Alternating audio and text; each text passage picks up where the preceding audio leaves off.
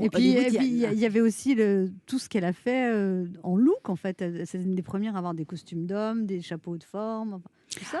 Alors ça venait de ces années de Berlin où en 1900, les années folles, hein, vous voyez, elle avait 20 ans en 1920. Marlène Dietrich, oui. Voilà, Marlène Dietrich. Et puis, alors à Berlin, dans ces années-là, il y avait une liberté, un bouillonnement créatif, une acceptation. Enfin, tous les mœurs étaient complètement ouverts. Les femmes s'habillaient à Berlin, hein, les femmes s'habillaient en hommes, mais c'était pas du tout courant dans les autres endroits. Et alors, il y a une anecdote très amusante parce que quand elle est arrivée, je crois que c'est en 1934, elle a failli se faire arrêter par le préfet de Paris parce qu'on a signalé qu'une femme portait des pantalons. Parce qu'à l'époque, carrément, on se dit, mais c'est hallucinant, ce qui était absolument interdit. Puis on lui dit, oui, mais attendez, c'est pas n'importe quelle femme, c'est Marlène Dietrich.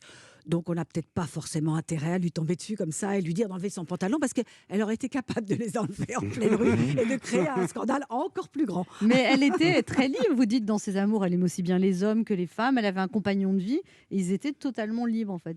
C'est-à-dire, ça veut dire totalement libre, ça veut dire complètement fidèle, en fait. Oh là, le rêve. Non, mais j'aime bien les gens qui disent on est Vous un avez une couple vision libre. étroite de Mais l'amour. on est un couple libre. Non, t'es un couple infidèle. Et maintenant, les gens disent je suis polyamoureux. Non, t'es infidèle. Quoi, polyamoureux? Calmez-vous, ça se voit que vous êtes encore énervé. Calmez-vous. Non, mais il faut dire la vérité.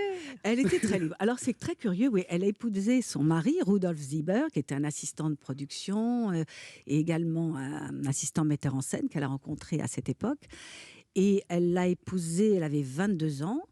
Elle a fait un enfant un an plus tard, elle avait 23 ans. Puis après, une fois qu'elle a fait son enfant, elle a dit, bon, on reste mariés jusqu'à la fin de notre vie, mari et femme, parce que ça ne se faisait absolument pas de divorcer. Mais chacun vit sa vie. Parce que, toujours pareil, il y avait des mœurs très libres à cette époque-là.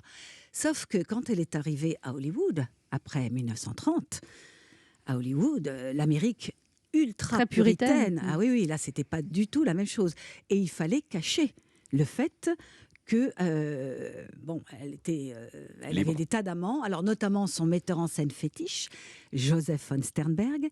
Et alors c'est très amusant parce que sur les photos, on voit Marlène entre Joseph von Sternberg et son mari, et la maîtresse de son mari était à côté de Joseph von Sternberg pour donner le chance, comme si c'était la maîtresse du metteur en scène qui était son amant à elle. Vous avez pigé? Oui.